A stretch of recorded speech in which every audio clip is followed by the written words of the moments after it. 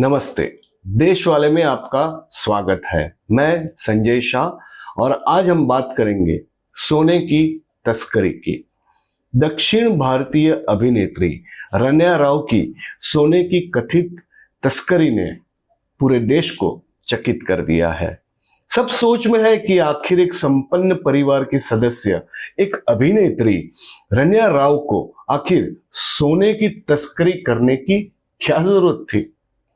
ये सोना बड़ा ही सोना है, खासकर भारत और भारतीयों के लिए। पूरी दुनिया में सोने की सर्वाधिक खपत हमारे देश में है। हम सोने को गहनों से लेकर निवेश के लिए खरीदते हैं। सोने का धार्मिक उपयोग भी है, इलेक्ट्रॉनिक्स और औद्योगिक सामान में भी वो काम आते हैं, मेडिकल फार्मास्यूटिकल के मैन्युफैक्चरिंग में भी काम आते हैं। सरकार भी विदेशी मुद्रा भंडार यानी फॉरेक्स रिजर्व के लिए आए दिन सोना खरीदते रहती है और कपड़ों में, मिठाइयों में, न जाने कौन कौन सी चीजों में कहां कहां पर सोने का उपयोग होता है। और तो और हमारे देश में सोने की अहमियत एक परिजन से कम नहीं है। तो सोना खरीदने में भारत और चीन लगातार सबसे प्रमुख देश रहे हैं। केवल आभूषणों की बात करें तो 2024 में सोना खरीदने में हमने चीन को भी पीछे छोड़ दिया था। पिछले साल भारतीयों ने ज्वेलरी के लिए करीब 563 टन सोना खरीदा था, वहीं चीन ने खरीदा था 511 टन। यह हुआ सिर्फ ज्वेलरी का उपयोग। तमाम तरीके के सोने की खपत की बात करें, उसके उपयोग की बात करें तो पिछले साल भारत ने करीब 802 टन सोना खरीदा था और चीन ने खरीदा था 985 टन। अगर हम 88,000 रुपया प्रति 10 ग्राम की बात करें 24 कैरेट सोने की, तो पिछले साल हम लोगों ने करीब 7 लाख करोड़ रुपए का सोना खरीदा। इतने से ही पता चल सकता है कि सोने की तस्करी के लिए भारत एक आकर्षक देश है। एक तो इतनी बड़ी मात्रा में खपत और ऊपर से दुनिया के कई देशों के मुकाबले भारत में मिलने वाला महंगा सोना। भारत से सस्ता सोना यूनाइटेड अरब एमिरेट्स के दुबई में मिलता है, फिर म्यांमार में मिलता है, बांग्लादेश में भी मिलता है, श्रीलंका में भी मिलता है। 24 कैरेट सोना 10 ग्राम, वहां पर सोने का आज का भाव क्या है? भारत में आज इसकी कीमत करीब 88,000 रुपए है और दुबई में इतना ही सोना आपको मिल जाएगा 82,000 रुपए में, 82,000 ओनली। श्रीलंका में तो इससे भी कम कीमत है, करीब 79,000 रुपए और बांग्लादेश तथा म्यांमार में इसकी कीमत है करीब 81,000 रुपए। यानी इनमें से किसी देश से अगर कोई भारत में सोना लाता है लेकिन अवैध तरीके से तस्करी करके बिना ड्यूटी के भुगतान किए, तो काफी अच्छा मुनाफा हो सकता है। कोई 10 ग्राम सोना लाता है तो मान लीजिए 7 से 9,000 रुपए का मुनाफा होगा और अगर ये काम कोई रोज करता है, डेली बेसिस पे करता है, तो महीने की कमाई हो जाएगी 2 से 2.5 लाख रुपए। अब आप समझ गए होंगे कि सोने की तस्करी क्यों बहुत लोगों को लुभाती है। अपने देश की तुलना में दुनिया के और भी कई देशों में सोना सस्ता मिलता है, जैसे कि अमेरिका में, ऑस्ट्रेलिया में, सिंगापुर में, हांगकांग में, सऊदी अरेबिया में भी। इसलिए इस चमकती धातु की तस्करी करने को बहुत लोगों का मन करता है। अभिनेत्री रन्या राव भी शायद उन्हीं लोगों में से एक है। रिपोर्ट्स के मुताबिक रन्या ने पिछले 1 साल में दुबई की 30 से ज्यादा खेप लगाई।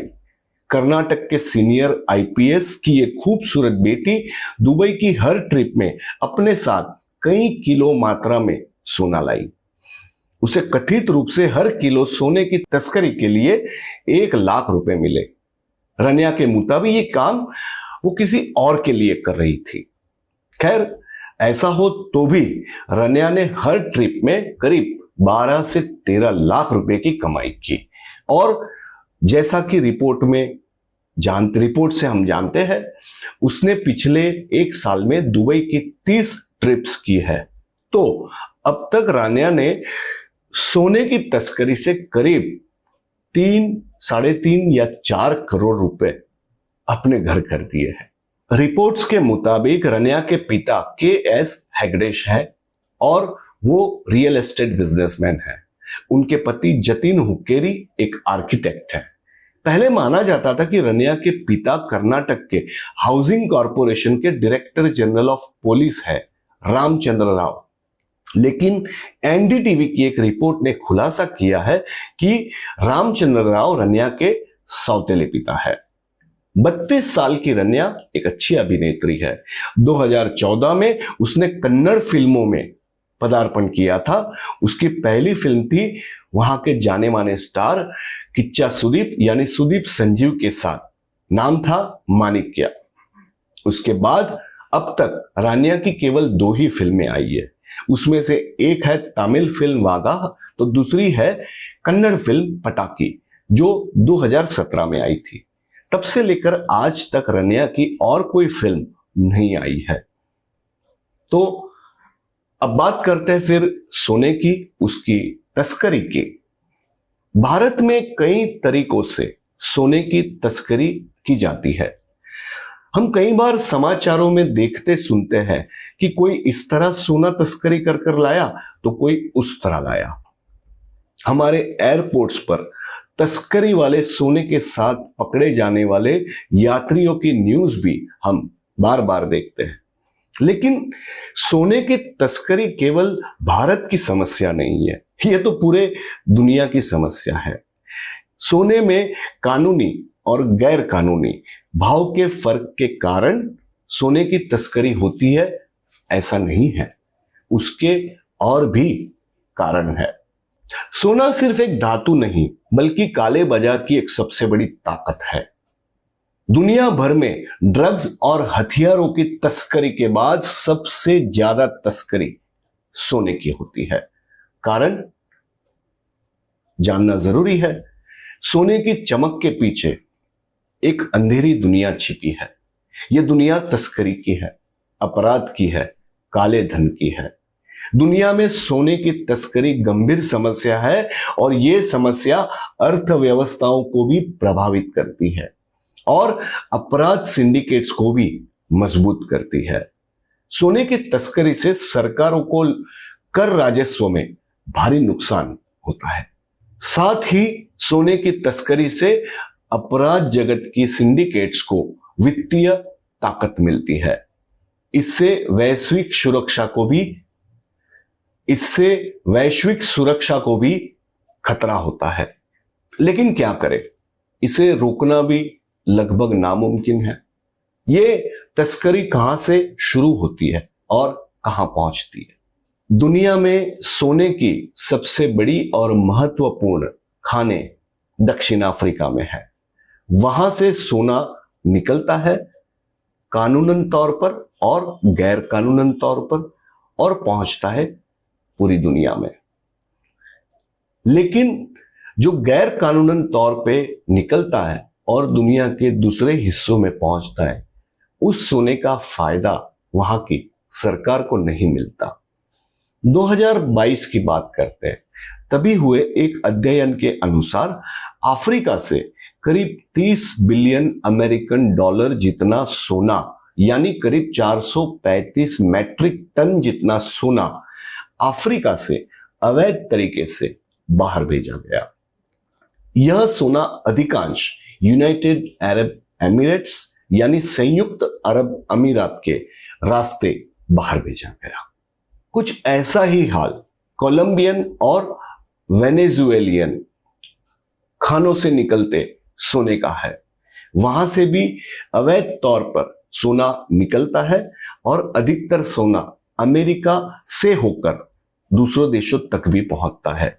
2010 और 2021 के बीच में इन देशों की खानों से करीब 68 टन सोना अवैध तरीके से अमेरिका और आगे भेजा गया। उसका अंदाजित मूल्य करीब 4 बिलियन अमेरिकन डॉलर था। सोना कई सालों से मनी लॉन्ड्रिंग का एक बहुत आसान जरिया है। बेईमानी से, गलत तरीकों से, गलत काम से कमाए हुए पैसे उन्हें नगद में रखने से बेहतर होता है सोने में परिवर्तित करके रखना। इसीलिए कई लोग ये काम नियमित तौर पर करते हैं और उन्हें उनके पास जो नगद रकम होती है उसे सोने में परिवर्तित करना होता है। लेकिन ऐसा करने के लिए उन्हें जो सोना खरीदना होता है वो भी गैर कानूनी, अवैध होना चाहिए, ताकि सरकार में कहीं उसका कोई रिकॉर्ड ना हो और उनकी संपत्ति कहीं अकाउंट्स में दर्ज ना हो। तो ऐसा करने के लिए वो लोग इस तरह का सोना ढूंढते हैं जिसका कोई रिकॉर्ड ना हो, खान से निकलने के बाद उनके हाथों तक पहुंचने तक, और बाद में उस सोने को वो बड़ी सिफत के साथ व्हाइट में कन्वर्ट करके अपने ब्लैक मनी को सिस्टम में इन्फ्यूज कर देते हैं। अवैध सोने का और एक उपयोग है और वो है हथियारों की खरीदी। हम सब जानते हैं कि दुनिया के कई देशों में लगातार सशस्त्र संघर्ष चल रहा है और शायद ही कभी रुकेगा।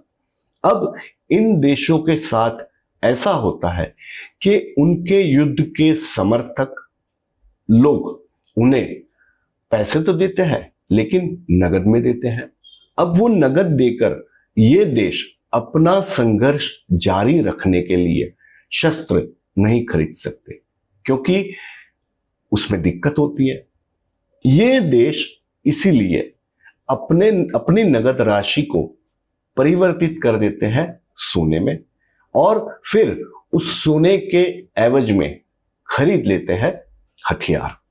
इन देशों को भी जो सोना चाहिए वो अवैध होना चाहिए, जिसका कोई रिकॉर्ड ना हो, ताकि उससे भुगतान करके वो अपना युद्ध का काम जारी रख पाए। सोने की तस्करी का जहां तक सवाल है तो उसके नित नए रास्ते भी निकलते ही रहते हैं। हम पुरानी हिंदी फिल्मों में या हॉलीवुड की फिल्मों में जो देखते हैं वो दिन तो बहुत पीछे रह गए। अब सोने की तस्करी बोरियों में भरकर या महासागरों में चलने वाले जहाजों में छिपाकर करने के दिन खत्म हो गए। दुनिया या तस्करों की दुनिया उससे बहुत आगे निकल गई है। अब तस्कर क्या क्या तुक्के आजमाते हैं। वो अपने अंडरवियर यानी आंतर वस्त्रों में छिपाकर सोना यहां से वहां करते हैं। कई बार कैप्सूल्स बनाकर, सोने की कैप्सूल्स बनाकर अपनी बॉडी के अंदर, अपने शरीर के अंदर उसे डालकर एक जगह से दूसरी जगह पहुंचाते हैं। कभी कभी वो सोने को भगवान की मूर्तियों में भी छुपा देते हैं और लैपटॉप की बैटरी में उसे भर देते हैं। यहां तक बात नहीं अटकती, सोने को केमिकल पाउडर में, सोने को पेस्ट में कन्वर्ट करके भी उसकी तस्करी अब होने लगी है। कुछ लोग घरेलू कुरियर कंपनियों का, लॉजिस्टिक्स कंपनियों का उपयोग करके भी सोने को अपने निजी सामान के तौर पर एक जगह से दूसरी जगह भेज देते हैं और कभी कभी ऐसा करने में उन्हें लॉजिस्टिक्स कंपनियों का भी साथ मिल जाता है। बात करते हैं भारत आने वाले अवैध सोने की। तस्करी का सोना हमारे देश में किस तरह पहुंचता है? तो कई सारे लोग, जैसे अभी रान्या राव पर कथित आरोप है सोने की तस्करी का, कई लोग इस तरह सोने की तस्करी के काम से जुड़े हुए हैं। उसी तरह आपकी मेरी तरह आम आदमी भी कभी कभी, भले तस्करी ना सही, लेकिन अपने निजी उपयोग के लिए विदेश से सोना लाते हैं, लेकिन काफी कम मात्रा में, और उन्हें अच्छा लगता है कि भैया हमने दुबई से सोना खरीद लिया और 15-25 हजार रुपये हमारा फायदा हो गया, टिकट का खर्च निकल गया या बुर्ज खलीफा देखने का खर्च निकल गया, ऐसा सोचकर वो लेके आते हैं और ड्यूटी भरे बिना वो एयरपोर्ट से, ग्रीन चैनल से बाहर निकल जाता है। लेकिन देश में जो तस्करी का सोना आता है उसकी मात्रा, जैसे अभी हमने देखा, किलो किलो में होती है, वो बहुत आम बात है। दुबई से भारत आने वाला सोना, तस्करी का सोना, इस तरह भी आता है। और इसके अलावा नेपाल, थाईलैंड, म्यांमार, बांग्लादेश, कई देशों से भारत अवैध सोना आता है। एक अंदाज ऐसा है, एक एस्टिमेट है कि भारत में हर साल करीब 300 टन सोना अवैध तरीके से आता है, जिसके ऊपर कोई ड्यूटी चुकाई नहीं जाती। मतलब ये हुआ कि देश में सोने की जो खपत है उसका करीब करीब 1/3 हिस्सा गैर कानूनी तौर से देश में आने वाला सोना है। दुबई के अलावा भारत आने वाला गैर कानूनी सोना बांग्लादेश से भी आता है। इस देश के साथ, हमारे पड़ोसी देश के साथ हमारी लंबी सीमाएं हैं और उसमें से एक बहुत बड़ा हिस्सा अनमैन्ड है, यानी कि जहां पे सुरक्षा, सिक्योरिटी तैनात नहीं है। तो वहां से भारत में तस्करी करके सोना लाना तस्करों के लिए आसान काम बन जाता है। ऐसा ही नेपाल को लेकर है, उसके साथ भी हमारी सीमाएं जुड़ी हुई है और वहां से भी तस्कर बड़ी आसानी से भारत में सोना लाते हैं। श्रीलंका से हमारे अच्छे रिश्ते हैं और वहां से भी सोना लाना इतना मुश्किल नहीं है। और म्यांमार की बात तो इन सबसे आगे की है, क्योंकि म्यांमार में भी सोने की खानें हैं। वहां की राजनीतिक स्थिति बार बार बिगड़ते रहती है। सरकार का अवाम पर, शासन पर अच्छा कंट्रोल नहीं है और कानून व्यवस्था कमजोर है। तो म्यांमार में सोने की खानों से जो सोना निकलता है उसमें से बहुत बड़ी तादाद में सोना तस्करी होकर अन्य देशों को पहुंचाया जाता है। ये खाने वहां के सगाइंग, काचिन, मंडाले, बागो ऐसे प्रांतों में है।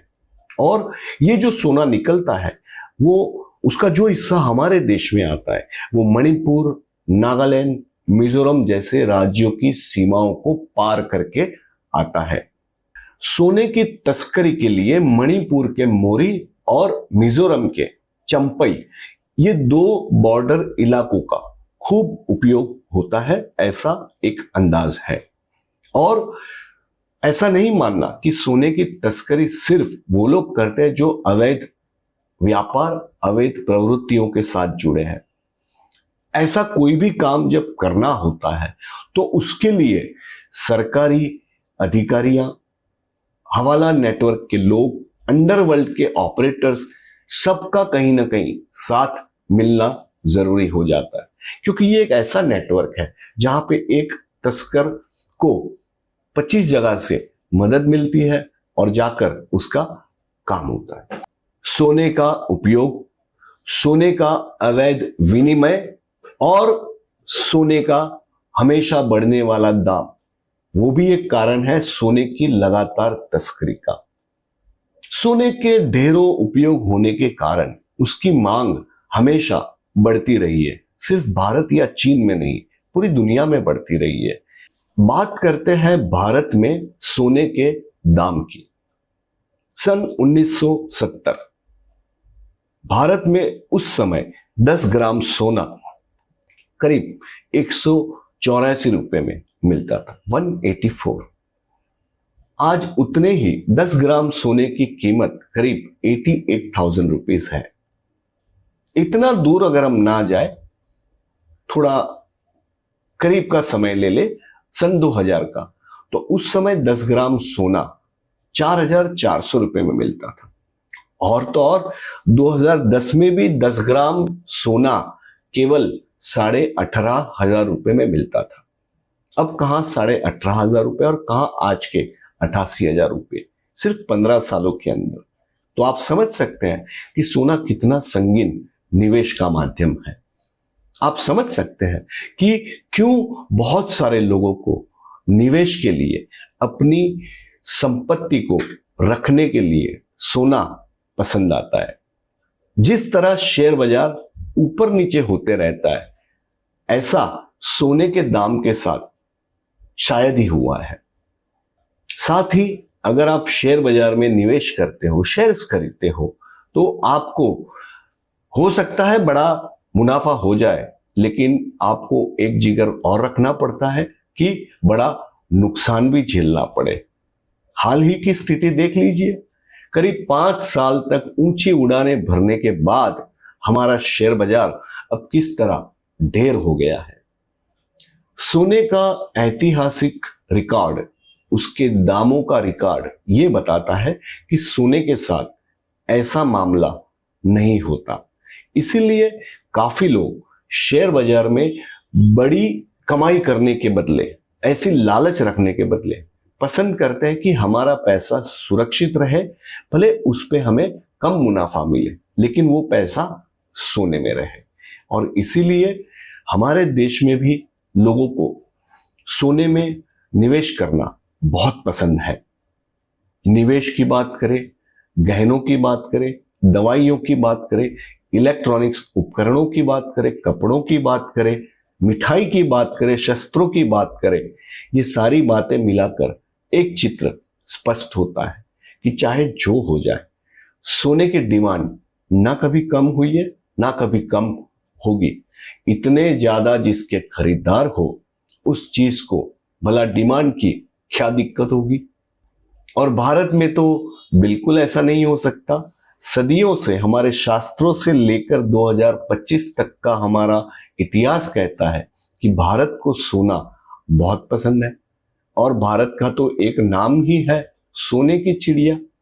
और हाँ, सोने की तस्करी, चाहे कोई सरकार, चाहे पूरी दुनिया मिलकर भी कुछ भी कर ले, सोने की तस्करी को रोकने के लिए जमीन आसमान एक कर दे, लेकिन ये तस्करी ना कभी रुकी है, ना कभी रुक पाएगी, क्योंकि सोने की चमक दमक अनगिनत लोगों को पसंद है, सबको लुभाती रही है और लुभाती ही रहेगी। तो ये थी हमारी सोने और सोने की तस्करी को लेकर एक खास रिपोर्ट। हमें आशा है आपको ये रिपोर्ट पसंद आएगी। पसंद आएगी तो जरूर हमारी चैनल को लाइक कीजिएगा, सब्सक्राइब कीजिएगा, हमारे वीडियो को दूसरों के साथ शेयर कीजिएगा। आपके सुझाव, आपकी टीका भी हमारे कमेंट बॉक्स में जरूर लिखिएगा।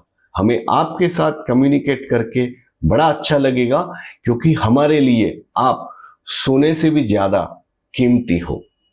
तो देश वाले के लिए मैं संजय शाह, फिर मिलेंगे इसी तरह की किसी रिपोर्ट के साथ। धन्यवाद।